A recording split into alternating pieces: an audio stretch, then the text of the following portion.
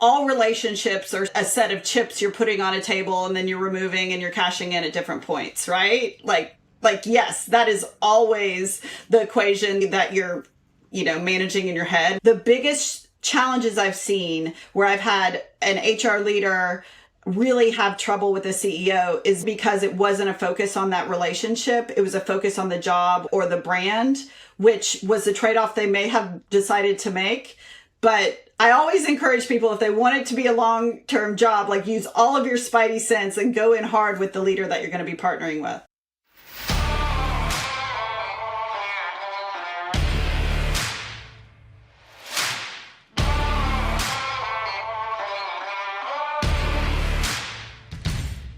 Hey everybody, welcome back to the HR Heretics podcast, where we get into the real talk of company construction. These are the conversations that happen between founders, chief people officers, and board members behind closed doors. We're heretics in this industry because there's a culture of silence around important business topics, especially with people. But on the show, we tell the truth and expect the same from our guests. This week's guest is Cara Brennan Allamano. I love talking with Cara Nolan. We go way back. I've known Cara for years. She's had an amazing career that I admire. She was at Adobe in the early days, Pinterest, then moved on to Planet as their vice president of people, up to Udemy, and now to Lattice. So a big career in HR tech as a business and a people leader. She's a contributor for Forbes, which is awesome, and is a co-founder for People Tech Partners, which I am proudly a part of and have been for years as an advisor. So she's done it all. One of the reasons I love this conversation is because Lattice has an amazing culture. And Cara talks about who actually owns culture. And a big hint, it's not just her, it's everyone in the company. We also talked a bit about when Cara says no, and specifically saying no to her boss, the CEO, when she should be pushing, when she shouldn't be pushing, and how she navigates some of these really tough gray areas that all chief people officers have to navigate. I'm so stoked for our audience to listen to this episode. You're going to learn a ton from Cara. She's also one of the most fun, entertaining guests I think we've had. Great sense of humor and a great outlook on this role. Without further ado, here's Cara. Cara, thanks so much for joining us. Welcome to the show. Glad to be here. How do you and Kelly know each other? Oh my gosh. Oh my God. It's one of those things where someone asks you and you're like, I don't even remember. You're like, well, that's a good thing. Kelly, this is the thing with HR people. We just, especially in tech, it's a small world. The great HR folks that are kind of, I don't know, Nolan, why are we here? The envelope pushers. They just do big things, and then People Tech Partners. And then it's been so fun to watch you. You've crushed it. You know what's so funny is, and I'm sure you get this, Kelly, you're a legend, and people are like, oh, how did you do it? And what's your strategy? And how did you lay out this path? For better, for worse, a couple of my inherent character traits are, I have very low tolerance for pain, and I'm a little bit lazy, I think. So, what does that lead to? That leads to wanting to work in jobs where I'm enjoying myself and doing cool things, and putting myself in a position where I'm in places where I get a lot of energy and doing cool things like building and being around cool people like Kelly and learning. Those are all things that give me energy. And I found that if I don't do those things, then I can be miserable faster than the normal human, I think. Interesting. So you just learn it. Low tolerance. You said low tolerance for pain. Most chief people officers have high tolerance for pain. I agree. And I think that sometimes we don't serve ourselves super well in a profession when we tolerate and see ourselves in some ways as sort of warriors, when in reality, I think if we see ourselves as just another employee that's trying to do our best and have a really good employee experience and expect our leaders to sort of rise to the occasion, when we are in that place for ourselves, and I've had to learn this too, right? I've had to learn it too. But when we live that, it tends to work out better for everybody. Totally. I mean, you wrote that article, right? Forbes, right? We tend to step into this position and accept it of being all things to all people. And then what happens? Everyone's like, well, that's your brand. You're going to fix it all. You're going to do it. It's like, listen, I am one part of the cog. I'm an employee also. Let's go, people. And that expectation setting, maybe we can talk about this because when I was 22 starting this, way different than now, where the first thing I do is say, listen, here's what I do. I don't own the culture. Right. Oh my God. Right. And by the way, that doesn't allow for other people around you to rise to the best work that they can do. And you will never succeed in a world where your job is to keep people happy. Because whether we like it or not, I'm not capable of that. Kelly, I don't know that you are. The other thing is we are the epitome of what got you here won't get you there from a professional standpoint. What is rewarded and what we do early in our careers is really about a lot of keeping people happy, really being able to be in the trenches, feeling like you are of service, which I think is really important. And that's what excites me, right? Like working through other people. If you don't get excited about helping other people be successful, then like this isn't the career path for you, because that is all that this ultimately offers at the end of the day. But in order to be of service at the CPO level or the highest level of an organization, this is where it takes lots of boundaries, lots of ruthless prioritization, really strong partnerships with all of your stakeholders. And it's a different skill set than often what will get you there. When we step into that place of prioritization, of boundaries, of clear articulation of our value and what we can prioritize for the organization and for ourselves. It takes a lot of courage, and I'm still working on this piece too, but it came up earlier this year. An example is we've been having a lot of conversations about in-office, remote, hybrid, and it's been a tough year. We're trying to drive efficiency and effectiveness at Lattice just as much as anybody is. And so we're having open conversations across the organization about what's working, what isn't working. Does being in the office make more sense?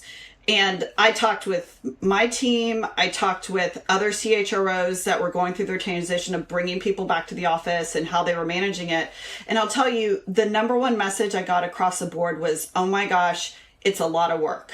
Like, this is not something where one day you say, you got to come back into the office and then a week later, everything's settled down. I had a friend who recently, I wouldn't say rage quit, but I would say very quickly walked away from her role at Apple after 5.5 years, high-level HR, because she said her role had devolved into a lot of passive-aggressively trying to get people back into the office. And so I'm using this because I think this is real for so many people out there. But this was a moment where I had to stand and I did have the conversation with Jack. And I was like, look, this is not going to work at this point in time for the company, for us to try to put together a whole initiative and deliver against a shift in the location of our work. And I said, I'm totally supportive if we want to do this with different teams or let different managers do it. But it's not something I'm going to be able to deliver as a CPO for you at this time with the rest of the stuff we have on board. I'm really lucky that I have a CEO who listens and gives a shit enough to say, okay, I hear that. And let's talk about priorities and let's see where this falls. But I also know that in those moments, those are moments in time where the part of me that loves to deliver and wants to be the A+ student, I had to say, like, no, like, this isn't going to be it. And I had to know that if that doesn't work for Lattice and that was a top priority for the business, that means that I'm not the CPO that's going to do that. And Cara, were you saying no from a business continuity standpoint? Are you saying no from I'm worried that we're not listening to our employees standpoint? Like, where are you saying no and why? Yes. And I think in general, what I would say functionally and stepping back is I think that I did not want to be one of those leaders that had underestimated the change and the amount of effort that it takes to do this the right way. And so I think one of our values at Lattice is clear eyes. And I wanted to be a person that had clear eyes about what this actually takes to do it well. And at that point, we hadn't done the work around listening to employees. I knew that if we had committed to that, we would get to a place where we'd be listening. But we didn't even get to that part of the conversation because it was just a hard-nosed decision not to move forward because of the level of work that it would take. And we just didn't have the bandwidth. Cara, that moment you said, listen, no, this is going to take, like, there's so many examples of HR leaders, even chief people officers that are really opinionated, ended up saying yes.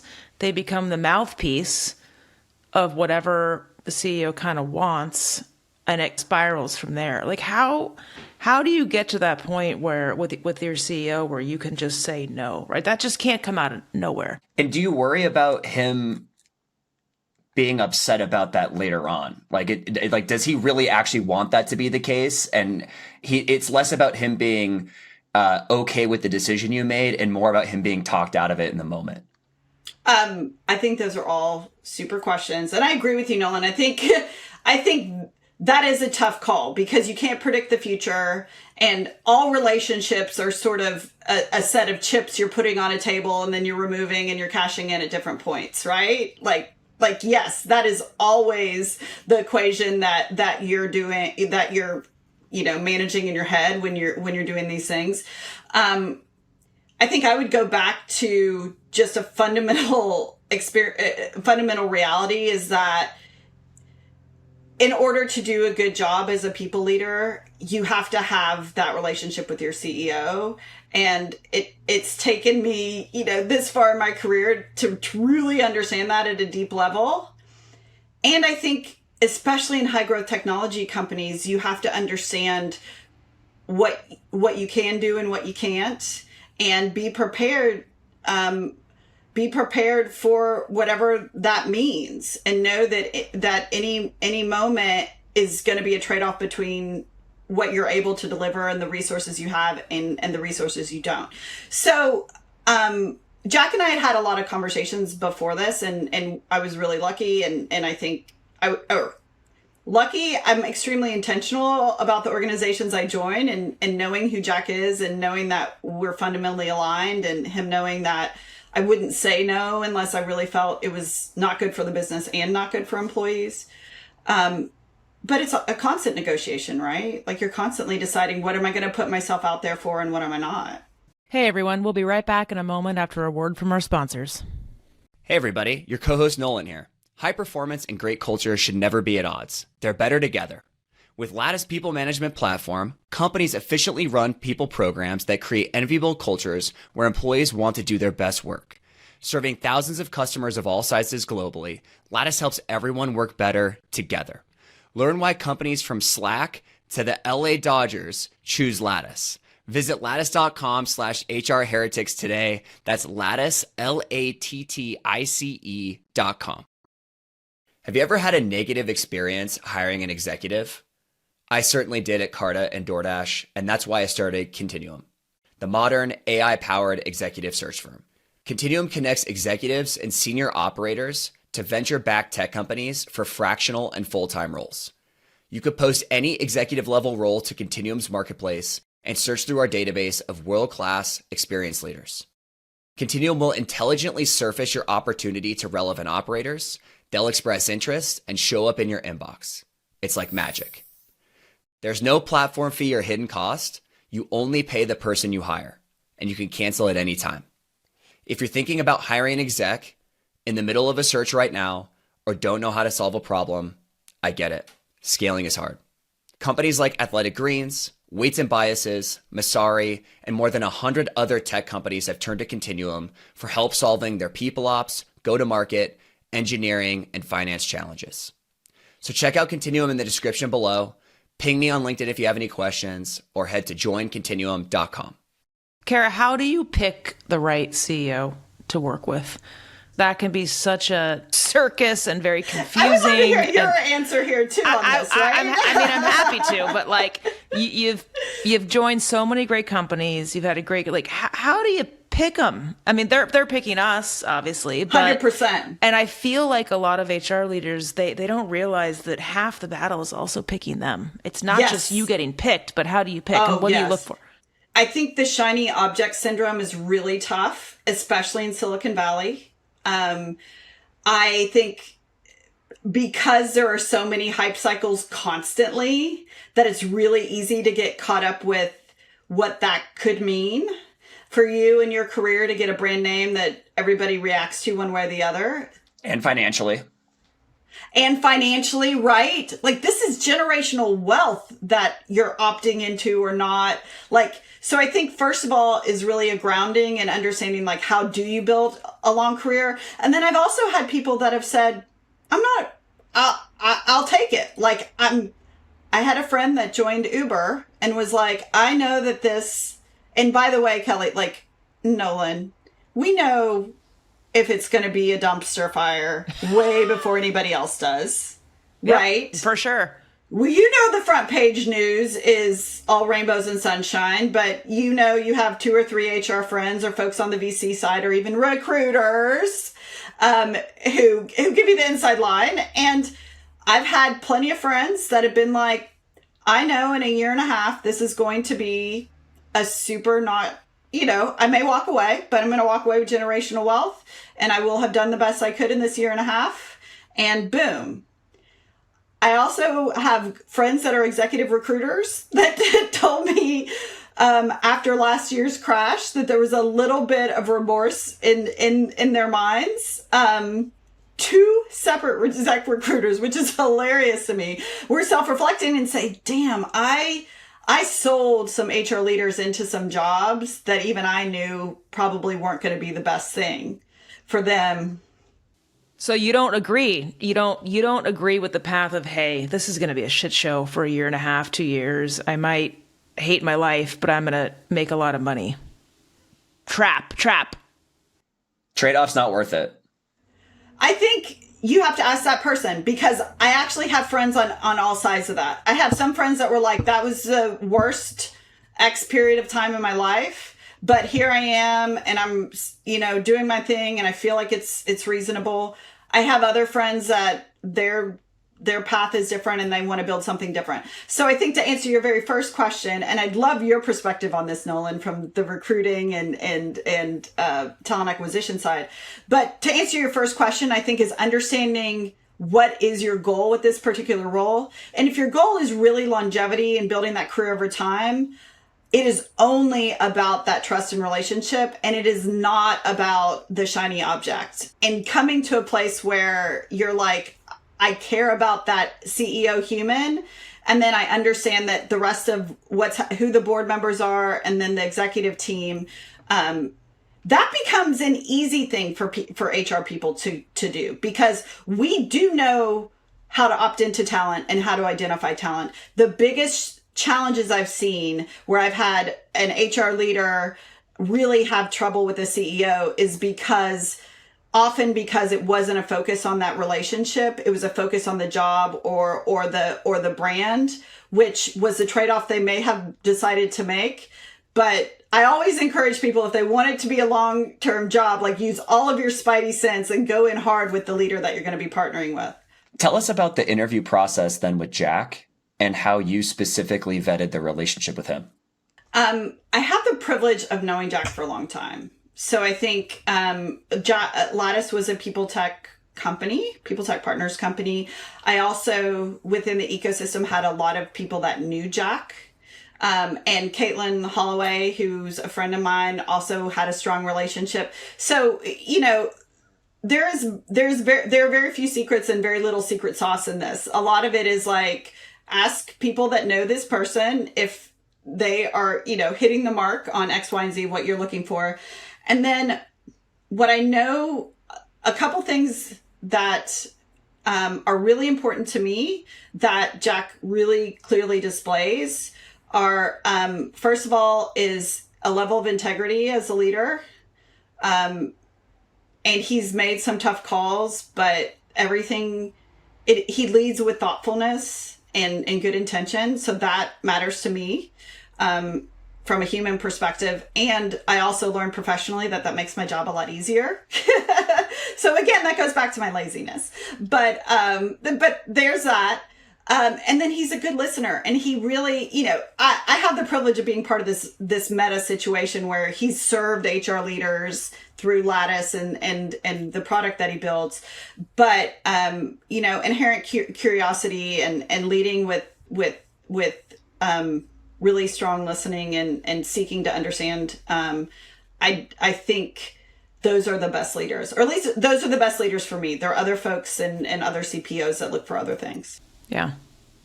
Yeah. I think it can be dangerous, right? Because when I was younger, it was about, hey, there's this job and I'll be honest, I didn't really think about, can I live with this person? Do I know this person? Like, what the hell? Like, you're excited about the job. You're excited about the challenge. And then you get like, oh shit. Like yikes. Well, I wonder, Kelly, you're bringing up a good point though, which is I think earlier in your career, the trade-off might be worth it if the opportunity is big enough for you to grow. And then later in your career, as you've been more successful, you can be more choosy. Yes, and that can hit a certain point, right? Young 30s, and it's good because you learn what you want to tolerate and what you can't or won't. You learn who you are. And I'll be honest now, I don't care really what the company does. I don't care if it's a widget, a service, a freaking John Deere. I don't care what it is. Who are the people?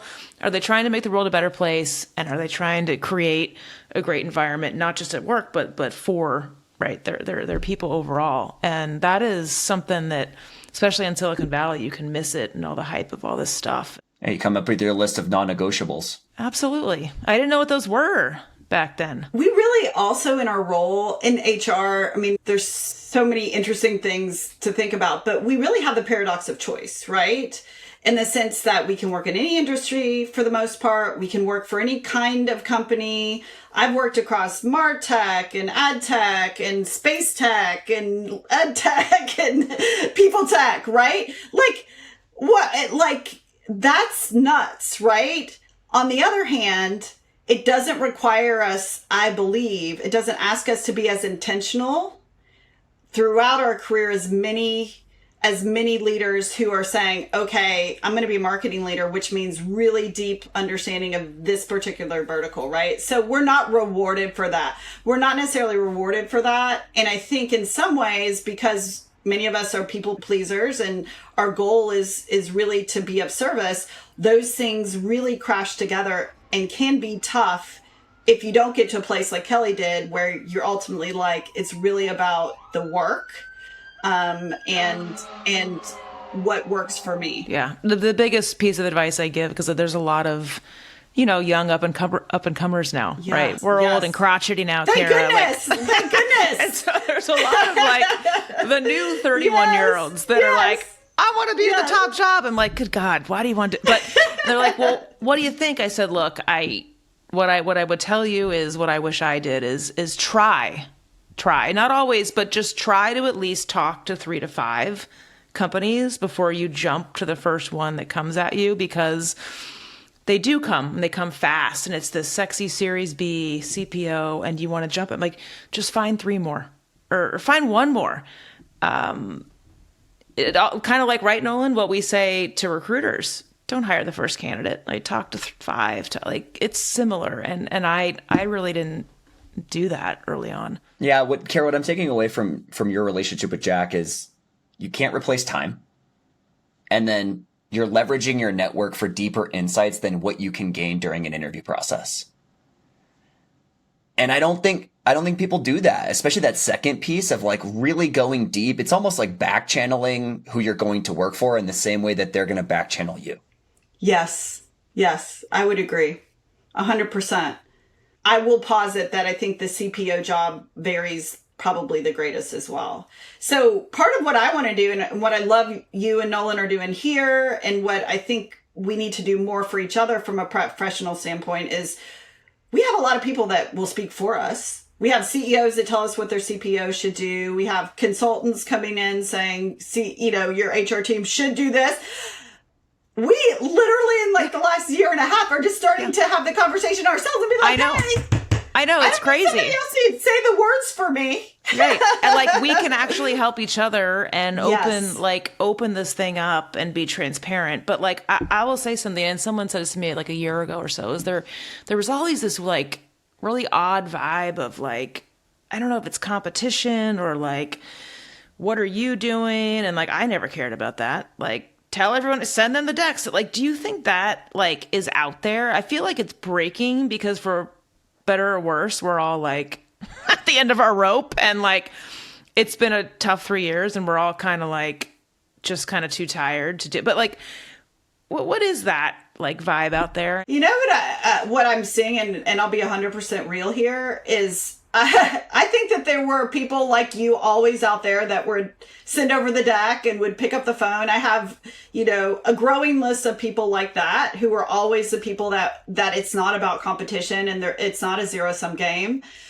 What I've seen in the last year and a half is those are the people that are rising to the top. Those are the people whose careers are taking off. Those are the people that, for better or for worse, survived the last 5 years and didn't have all the, we have so many people that have just had to tap out for a while. And I say that with hesitance because there were also wonderful and amazing people leaders that needed breaks. So that's not it.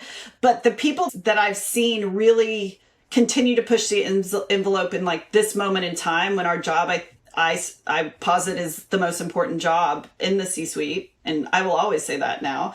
Those are the people that are winning, and they're winning because they have all the best information in a time where the currency of how people figured out COVID and how you're doing back to office and what systems you're choosing and what innovation, like that's the currency of our jobs right now. That's what makes us successful. Yeah. And if you're a founder CEO, I mean, I want someone next to me that has all of that stuff, all of the networks, Right. all of the power in a great way. Yes. But never ever wants to use it for their own good. Like that is the magic, is someone who's just a baller and doesn't really care and doesn't want to be. I know. And they don't. It's They're so in the seat. awesome. They don't want to be in the seat. Like it's the best. Yeah, it goes and against human. It goes against human nature, but they're altruistic. Like the best people are altruistic. Cara, I'm curious. What do you think about this trend of leaders coming outside of HR into HR, and why do you think that is?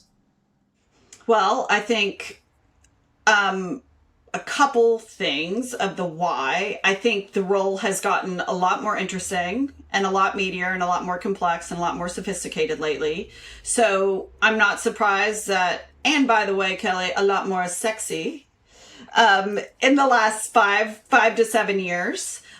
So I'm not surprised that there are more people who are interested in it. I think there are really smart, motivated, ambitious people want to be where the key decisions are being made. And I do think that's the people side of business. I think it's paying a lot better now. All of the indicators are saying, the HR profession is a very fast growing, and compensation wise as well. I agree. Quick one on that. The comp piece for CPOs has skyrocketed, to your point. What one piece of advice for our next generation interviewing for this role? What's the biggest lever to dig into? Ask for Nolan, you as well, that maybe you both learned from, or I have too. What do we miss in comp negotiations for the CPO role? Because we do. I agree that we do. I think we miss asking the question, like so fundamentally basic. But knowing the data and asking for 10% more than you were offered, 20% more, the worst it could be is no. That's a good point. And then you can still decide. I also would say that 70 to 80% of a company's expenses are people related. And so tying that reality into the discussion, I think is really important.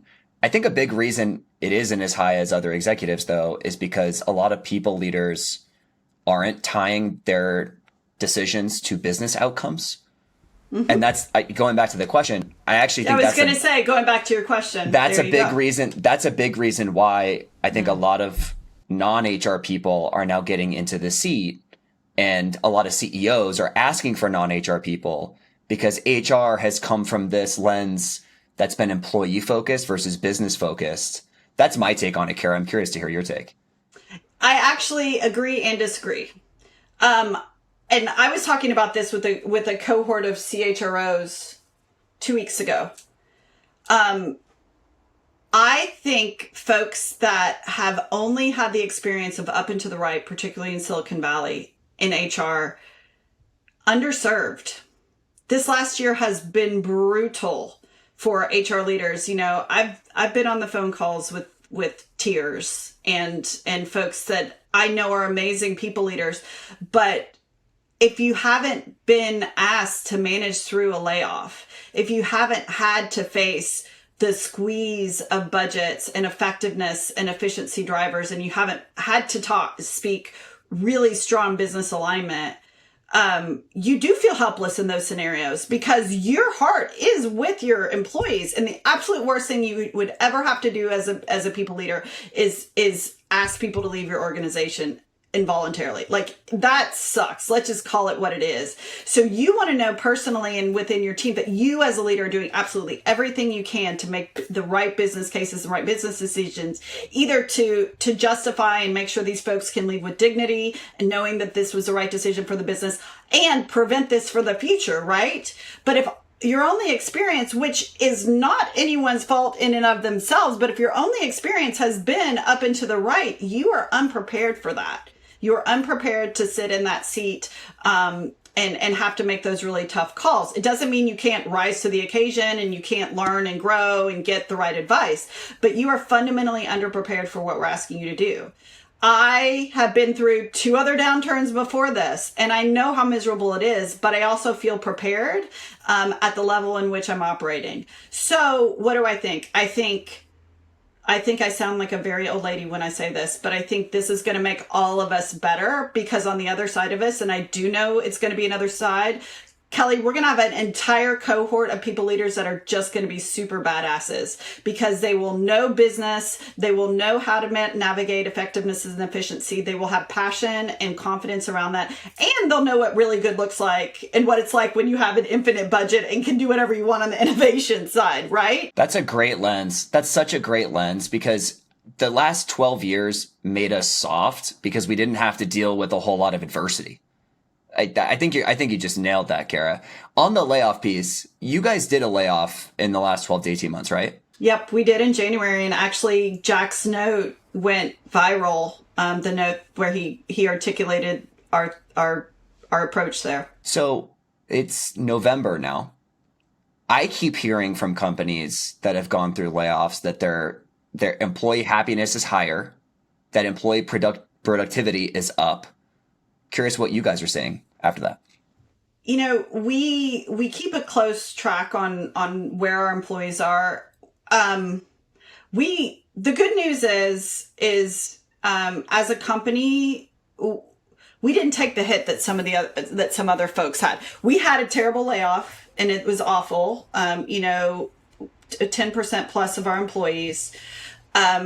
I do think the thoughtfulness and the communication and the transparency that you drive during those processes help on the other side, right? Because you're dealing with 2 cohorts of folks that are affected, those that are staying and those that are going.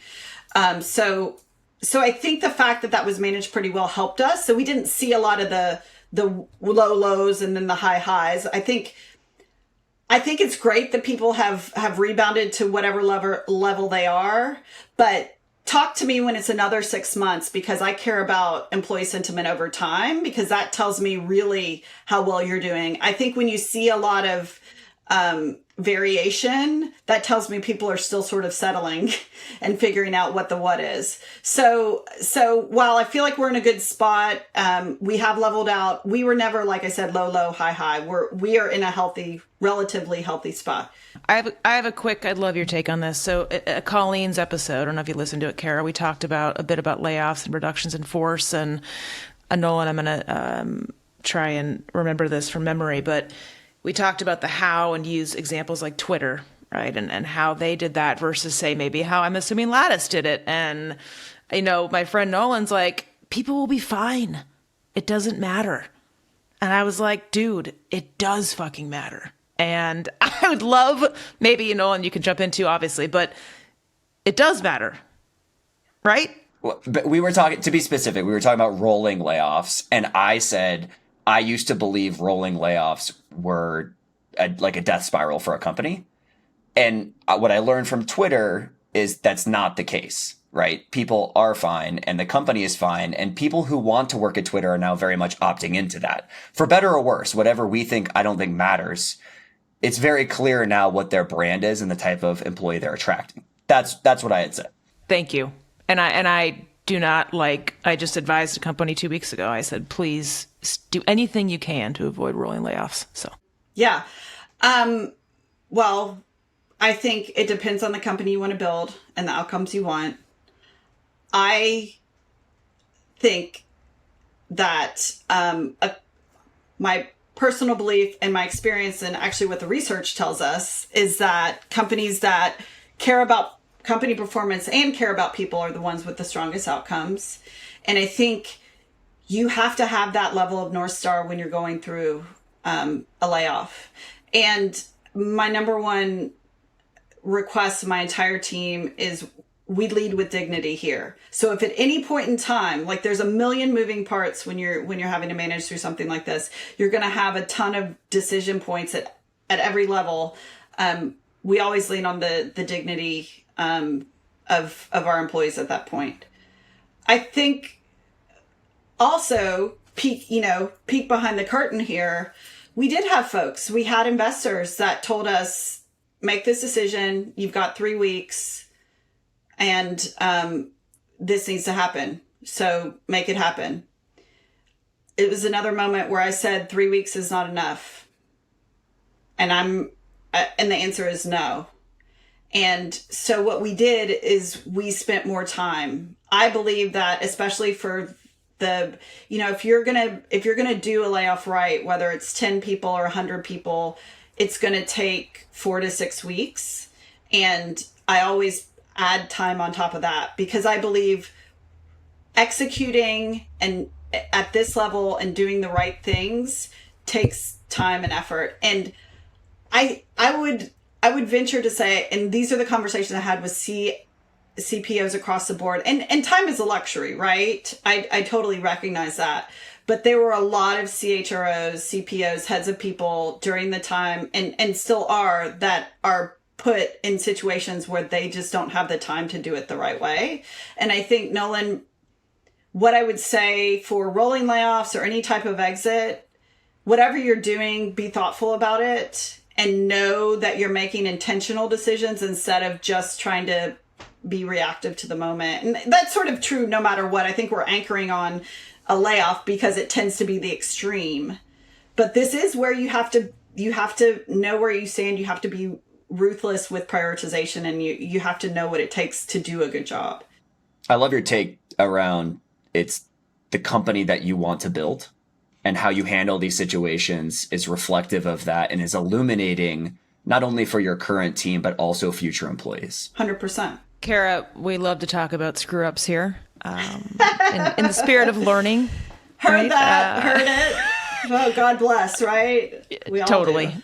Any kind of big ones you can remember through your career? Oh my advice gosh. for the audience Yeah, on scaling, on this role, on any of it? Taking full ownership myself, I think there were definitely points of time when I didn't say no and I tried to do too much. And, to give specific examples around that, I think earlier in my career, I was not thoughtful enough about the effort of my team. And I would push hard and then they would push hard. And then I think a lot of times that leads to not the level of team cohesion and outcomes that is most helpful. And the good news is many of these folks have forgiven me for it. But, I think about one of the very first performance review cycles I pushed out at Planet Labs was come in, everybody was asking for it, we needed it. And so we pushed it out, and damn, I wish I could do that again. It was one of the first things that I did when I got there, and it was sort of botched, and the comms weren't where they were. So you had 70% of the org get it and the rest not. And so you're cleaning that up for the next 4 years that I was there. Remember that? Remember when we had a really bad performance review cycle and nobody knew what to do? Yes, I remember that. For 4 years. For 4 years, I remember that. And then maybe subconsciously, I'm here at Lattice to pay on the payback to fix. But I think those bricks are so important early on. You just kind of, again, this role should be one of the most highest paid. I mean, things that you're doing, they last years. I'm like, no wonder Series A founders are now just shelling out $300,000 to have one person take them through, right? It's like build your house right from the beginning. It is the best. You know what the best part of that, Kelly, is that $300K for that head of people that knows what they're doing, is the board is demanding it. Which is the hilarious part, right? They're like, you will write a check. There's no choice anymore. The pain is real. I will sleep at night. Cara, what I hear you say when you say no. Yes. What I actually am hearing is it's not no. It's just if you want to do it right, it's going to take a little longer. Totally. But I also want to tell you, Nolan, it actually is no for me. And I'm going to call this out. And I think this is, as a woman, I actually really own my no and hear me and that's what it is. And it's hear me when I say no. And it's yes, and it will take more. And for my reputation and for knowing what good looks like and aligning with the good, the answer is no. I'm assuming you're not using that very often, right? No, never, very rarely. Yeah, because that's a card that you can only pull a couple of times in a relationship. 100%. And God bless. I do not spend, I'm giving you the examples of the no because you're asking, but these are the brief examples of the no. And that's the other piece is when you know the priorities and you're able to consistently deliver. When my team is able to consistently deliver at a high level and you've set and established a bar, then yeah, people will really listen when the answer is no, because they know that you're doing absolutely everything you can to say yes most of the time. What would your business partners say about why is your team effective? Like what, in their words, like what does it look like for the business to work with an effective people team? I think, first of all, they know the business. I stand behind, particularly the people partner function that we, across the board. I don't want to minimize anyone on my team. I actually feel like they're all extremely effectively business-minded HR people. But what I have heard consistently is they are partners in understanding the strategic outcomes that we need to drive as a business. And then we work backward from there. And that sounds pretty obvious and sounds like it makes sense and it's simple, not easy. I think it's a really important piece that not every HR group can deliver against. I've referred to that people partner function as a COO of HR. Yes. I love that. COO of HR. I love that, Kelly. Interesting. I like that too. Is there something around speed in today's world? Because I feel like the HR leaders I talk to are telling me there's immense pressure on them to do more with less faster. I'm assuming your team's in that mode right now too. You know what is also kind of interesting to me, and Kelly, I'd be interested, both of you. In many ways, I've thought about a lot of this, right? What are our key priorities? How do we do the work to get to the outcomes we want? It's interesting to me that a lot of what we know is right and good about management and how to treat people is perennial. Hey, I started my career in newspapers of all places, right? And I had a lot of salty folks in the newsroom give me a lot of platitudes about people are X and here's how you manage and stuff like that. A lot of it was right? How you treat people. I have a CFO that I worked with that I have a lot of respect for. And he said, bottom line, this is a guy who'd worked for 50 years. All anybody wants is respect. They want to feel heard. They want to be respectful. They want to be considered. 100% right. So in some ways, I think we can make it harder for ourselves on the people side of business. I think I have learned to try to cut through some of my emotion, other people's emotion. Not that that's not important, but if you really are wanting to get to results, it may not be as hard as we let it be. And I say that, and this is sort of the shiny objects thing, because shiny objects happens inside an organization as well as outside. If you're going back and you're saying, how do I ensure that people feel respected? How do I ensure that people are learning and growing in their roles? And how do I ensure that our business is our people strategies align with our business strategy? Like, you start there and then you're like, how do I get there? A lot of that, again, is, manager one-on-ones and great compensation structures and philosophies and employee surveys and good feedback. And this is where the beg, borrowing, and stealing, right, Kelly? This is where learning from each other and knowing what good looks like and making sure you're staying curious is really important. And I think sometimes in HR, we spend a lot of time sort of spinning on the new and the next and the exciting and all this, when in reality, there's a lot of basics here. And I think part of this is because I have a master's degree in HR and OD, and nothing in HR in my master's degree was directly applicable to my work, right? I second that. 100%. Thank you. Very theoretical. We don't, it was great. I love going to school. I'm still going to school, but there is not that playbook where you can go to school and get it. We do not have that structure professionally. So we have to do it for ourselves. And those that beg, borrow, and steal win. You have to learn by doing. 100%. Especially in these companies they change every 3 months.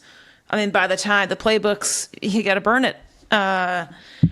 But the universal thread is the basics, right? You can take those basics and run them through and then tweak those for the innovation, go the inverse.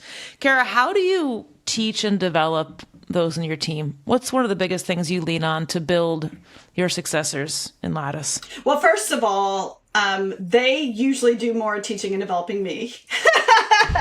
So hire well. Hire well. Man, I'm constantly amazed, and it just have been, right? And I think part of me is I have big eyes. I look around and I actually don't believe a lot in imposter syndrome, and just stick with me.